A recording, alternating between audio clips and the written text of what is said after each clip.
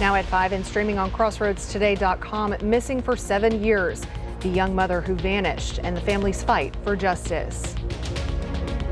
Plus, a former teacher charged with killing a couple on a popular hiking trail. The mystery motive police are investigating.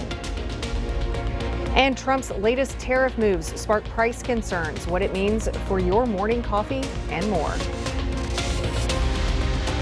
We had some clouds roll into the area today, courtesy of that storm or that system out in Louisiana. Notice how they're moving into our area, but haven't destabilized, haven't had any showers. Could be better tomorrow. We'll talk about that coming up in a moment. Plus, student loan shock for millions. Balances set to increase under new administration rules. You're watching 25 News Now at 5. Good evening. Thank you for joining us. I'm Shauna Curry. Well, a Seadrift mother vanished without a trace. 7 years later, her family is still fighting for answers. 25 News Now weekend anchor Amaya Norman joins us with more. Amaya? Yes, Shauna, that is right. It's been 7 years since Susie Escobedo went missing from her mobile home in Seadrift. Her family is still fighting for justice and answers. Here's the latest. Susie Escobedo was a loving mother of two, a daughter, sister, niece, and cousin, described by her family as playful and caring. Susie was 25 when she disappeared on August 1st, 2018. Today, she would be 32 years old. She was last seen at her mobile home in Seadrift, where she lived with her husband and their 4-month-old baby.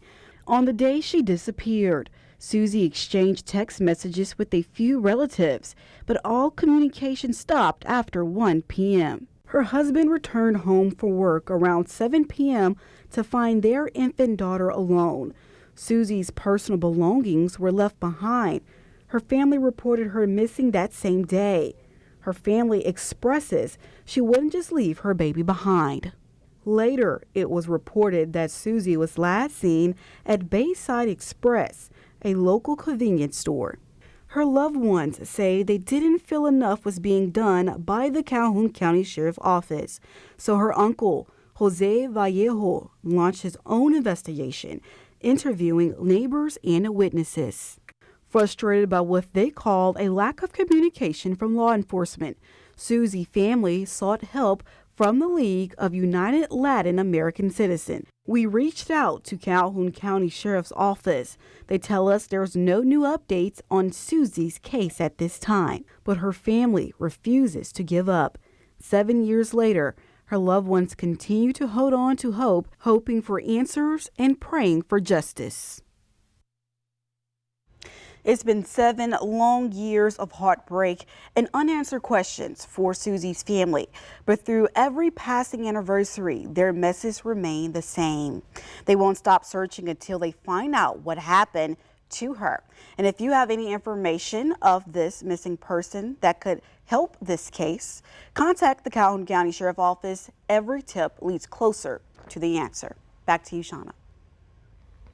This brings us to our viewer poll tonight. Would you support a state-level task force dedicated to finding long-term missing persons? Yes, it's needed. Maybe, depending on the cost. No, local police should handle it. We want to hear from you and get your opinion on this. Go to crossroadstoday.com/vote to take part. And right now, 68% of you feel that a state-level task force dedicated to missing person cases that have gone cold would be beneficial. So continue voting, and we'll have another look at those numbers coming up on 25 News Now at 6. Well, now let's go to Chief Meteorologist Mac Perez for a first look at our forecast. And Mac, when I stepped outside this morning, it felt even hotter than it has. And when we hit these temperatures, I'm not sure if that's even possible. I know it's getting to the ridiculous part, but you know, I think we have to laugh, otherwise we'd cry with the heat. I was looking for the moisture that was in Louisiana to drift down into our area. We're down here, and it was looking pretty good. We did get the cloud cover, but the atmosphere is still too stable. The pressure's too high. We did get shower activity east of Houston, as you can see right there, and that's falling apart for tonight. Tomorrow, however, with a little bit of heating, this may pop off, so we're still hopeful that we'll get a few showers around the area as we head on into the weekend. I have more details coming up a little bit later on. Back to you. Well, a school teacher is under arrest in Arkansas, accused of murdering 2 parents on a hiking trail inside a state park. Police are trying to uncover the motive around the crime. ABC's Alex Stone reports. Arkansas police are working to piece together what led up to the tragic deaths of Clinton and Kristen Brink. The married couple was killed while hiking on a popular trail with their 2 young daughters, ages 7 and 9. The daughters were not physically harmed. The information that was put out in the request for information back from the public directly resulted in this person being brought into custody. Under arrest is 28-year-old Andrew James McGann, a former 5th grade teacher from Oklahoma who recently moved to Arkansas for a new teaching job, according to Springdale Public Schools. Now charged with 2 counts of capital murder, but he has not yet entered a plea. He's due to appear in court tomorrow. During an interview with investigators, the suspect indicated that he did commit these murders. Police say McGann was arrested mid-haircut while at a local barber shop following a days-long manhunt. Last Saturday, the Brinks were found dead on that park trail. Friends of the Brinks are baffled as to why they would be victimized, saying they were kind and genuine. I'm really struggling to understand why or how this could happen to such sweet people. Police say they believe the Brinks did not know their killer, that it appeared to have been random. The Brinks were stabbed to death. The 2 girls are now with family members who released a statement saying, quote, Clinton and Kristen died heroes protecting their little girls and they deserve justice. Alex Stone, ABC News, Los Angeles. Senators Ted Cruz and Maria Cantwell are introducing a bill to expand and improve federal weather radio in the wake of the devastating Hill Country flooding. This comes after Cruz voted in favor of the spending mega bill that rescinded funds for NOAA. To read this full Texas Tribune article, visit crossroadstoday.com. In less than 24 hours, several countries will learn the economic fate with the United States when the Trump administration's pause on reciprocal tariffs ends. If implemented, these tariffs would reshape the way that America does business with the world. Maribel Gonzalez has a breakdown of what goods could be impacted. Is there any wiggle room on steel and aluminum in exchange for any budge on regional services? Not a lot, because if I do it for one, I have to do it for all. President Donald Trump signed multiple executive actions this week, imposing a 50% tariff on Brazil, a 50% tariff on certain copper products, and said India would have to pay a 25% reciprocal tariff and possibly a penalty at the start of August. So what do these changes mean for Americans? We'll see prices start to creep up. The move signals an escalation of the Trump administration's trade war, impacting products that are crucial components in a variety of goods like copper, which is used in electronics, machinery, and cars. Also, Coffee is a good example. It's something that's not grown in the United States. While these trade talks have produced some wins for the U.S., like some overseas trading partners pledging increased investments, other countries like Canada are not playing ball. If tariffs on Canadian imports like lumber remain in place, a report from the Canadian Chamber of Commerce estimates the average cost of building a home in the U.S. could increase by an additional $14,000 by the end of 2027. And yet, all these tariffs could be changed once again inside a courtroom. The authority for them is based on the president's emergency powers, and there's a court case pending on that, and the federal circuit could decide that he doesn't have those powers, in which case he's not allowed to levy these tariffs. I'm Maribel Gonzalez, reporting. Millions of borrowers are about to see their student loan balances increase as part of a policy shift by the Trump administration. The change affects borrowers enrolled in the Saving on a Valuable Education Plan. That's an income-driven repayment plan launched in 2023 under the Biden administration that offered lower monthly payments. Because of legal challenges, payments have been paused and balances have been frozen since last summer. Now interest will be applied again starting August 1st. The Department of Education says borrowers will still be able to be granted forbearance, which delays their monthly payments. It's also urging borrowers to switch into different income-driven repayment plans. Remember to subscribe to our YouTube channel, Crossroads Today. Hit the like button and click the notification bell to receive alerts. Still to come on 25 News Now at 5. Terror at 30,000 feet. Passengers share their terrifying turbulence experience. Plus, an urgent toy recall tonight. Nearly 200,000 kitchens pulled from shelves after a child's death.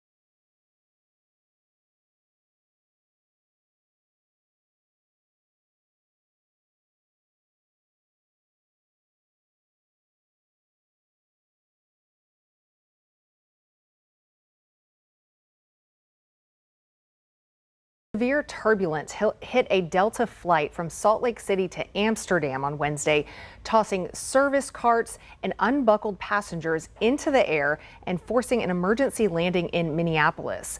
The plane landed safely and was met by medical teams. This comes as Washington enters day 2 of hearings into the earlier mid-air collision between an Army Black Hawk helicopter and an American Airlines jet. Here's the latest from Ivan Rodriguez.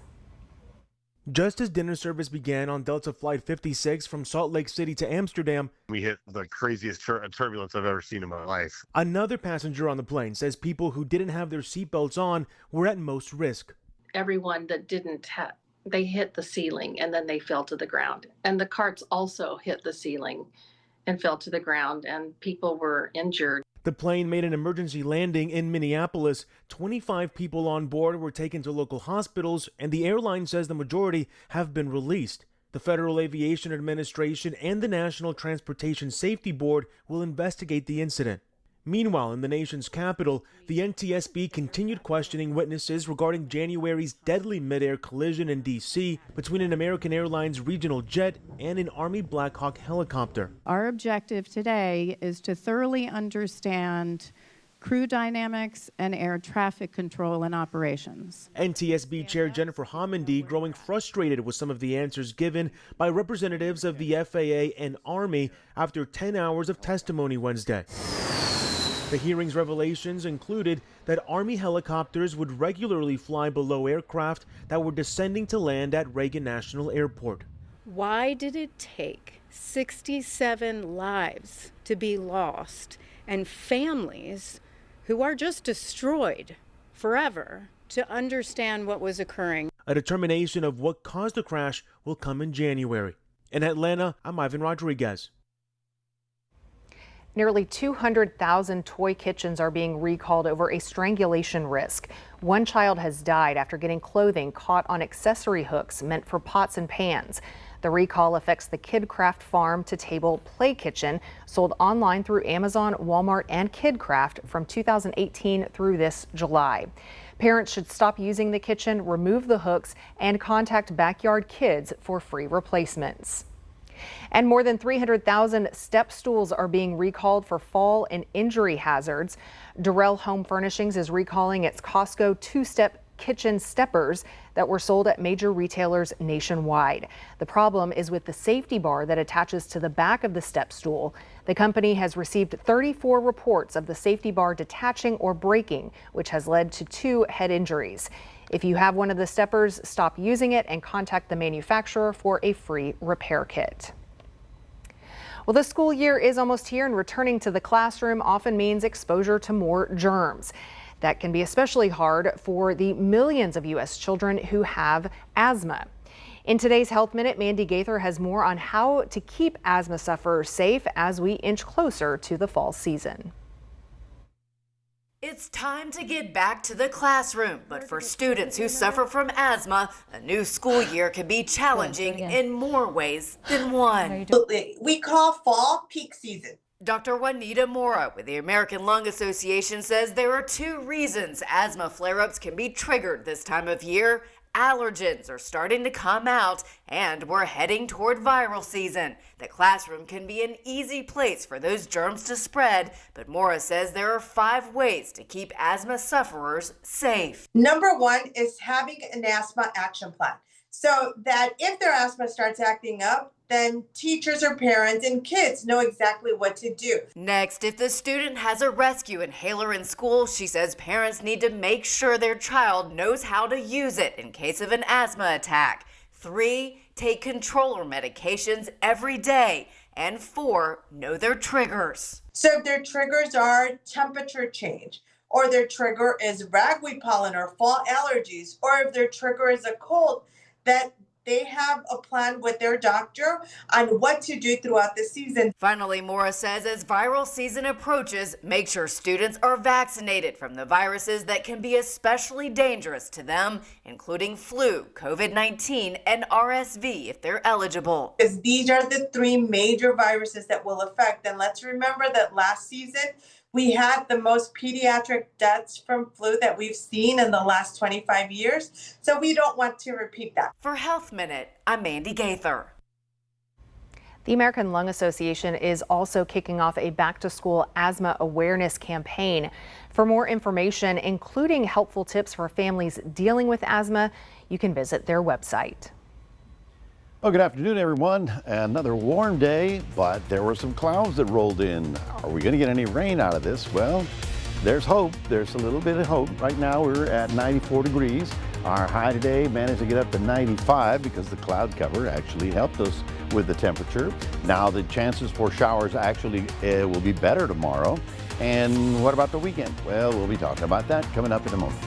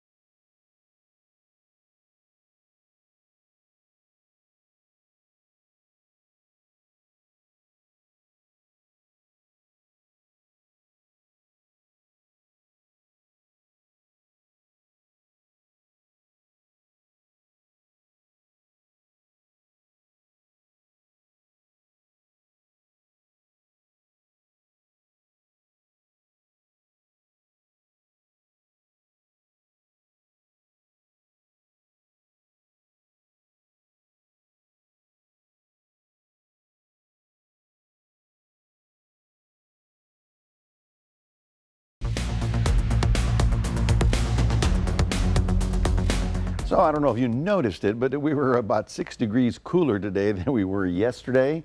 Still on the warm side, but we've got that cloud deck. It all comes in from this inverted trough. Now see this yellow line? You see how it goes up and then down like that? Well, that's actually somewhat lower pressure than what's outside of it. And that's what's allowing these showers to build in Louisiana and roll through East Texas and slowly get into our area. So today is the beginning of the clouds beginning to roll in. Tomorrow, with a little bit of heating, we may actually pop a shower or two. Boy, I'll tell you, they're dancing in the streets in the Midwest. I'll tell you why. The heat wave is finally over. You see this frontal system finally moved down, dropped their temperature 20 degrees in most areas. So they're actually enjoying life right about now. There's Houston and there's Highway 59. We do have a few little showers, but that is decreasing. And so we pretty much say that's over for tonight. But tomorrow that moisture will be on top of us. So with a little bit of heating, a little instability, we may actually trigger a little bit of activity. There's Dallas and there's Houston. You can see how they continue with the air pollution advisories. And look at this. all the heat wave that was up here in the Midwest has pushed down, and so they've got a break. They have a significant drop in temperature, but they're still getting this air pollution up north. What's going on? Well, the forest fires in Canada are coming in with the northerly winds that are blowing into the Midwest, and they're having pollution problems as well. And there you see how Cincinnati is down to 73. They were in the 90s yesterday, and even Chicago was in the 90s yesterday, so they're getting a nice little break. The heat continues down south, but it's not quite as intense because the center of that thing is moving around. So we continue with the high heat index. It's going to be a problem for the next couple days through the weekend as well. So whatever you're doing, keep doing it. Try and stay cool. Again, we've got one more morning where we have the potential for a little fog early, generally from 59 down to the coast, but this is going to last very little. I think it'll be out there for an hour or so because the moisture is thinning out a little bit and the atmosphere is moving around. Now, here's another example of why things are changing for us. This is tonight. You can see how we've got a little bit of humidity all the way to almost to San Antonio. Then we go through the morning hours, early morning, and that's humidity all the way in there. And then the afternoon rolls around, and what happens? It all evaporates. So with a little luck, we'll be seeing some of that shower activity around our region. The Atlantic continues extremely dry, so there's nothing happening, and there's a lot of dust here. So basically, you can say for the next week into the 1st of August, I don't see any tropical activity generating. Looking for a high of 96 tomorrow in Port Lavaca, mostly sunny, but you'll see a few clouds here and there. In the afternoon hours, we have that 20% chance, and that would include Cuero as well. That's topping out at 97. So that 20% chance, it's not much, but it's the only thing we can grab onto for Friday and Saturday, and possibly Sunday. And then after that, we do dry up and get a lot of sunshine and temperatures staying, however, in the 90s. That's your 7-day forecast, reminding everybody we do have a QR code. Love for you to scan that, put Crossroads Today on your phone. And we'll toss it back to Shauna. All right, well, still to come, inflation hits a 5-month high, but shoppers are doing something unexpected.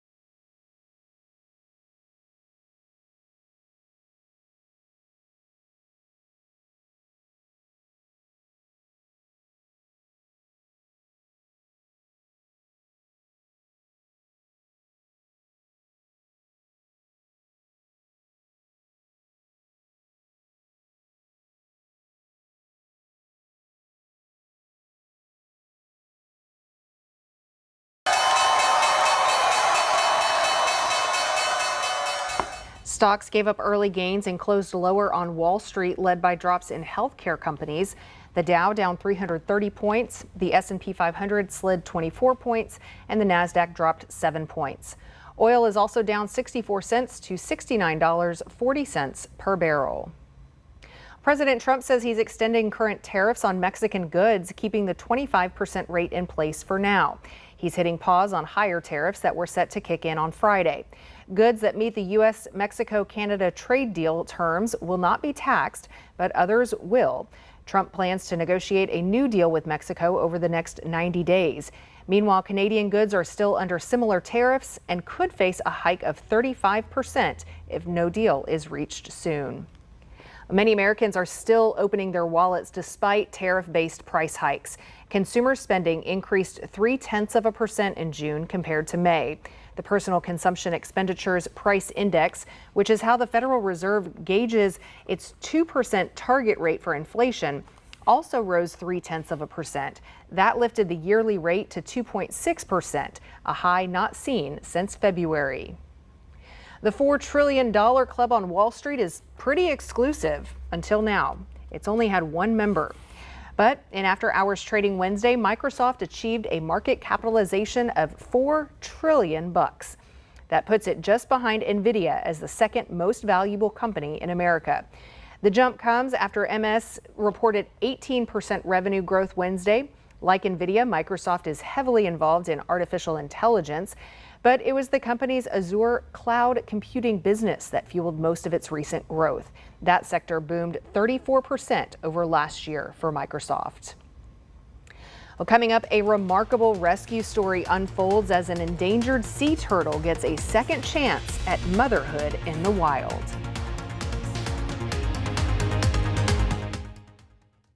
Tonight, tracking dangerous flash flooding in the Northeast. A state of emergency declared. Relief from the brutal heat wave finally in sight. Plus, the passenger jet rocked by severe turbulence. More than 24 injured. World News Tonight with David Muir is the most watched newscast in America.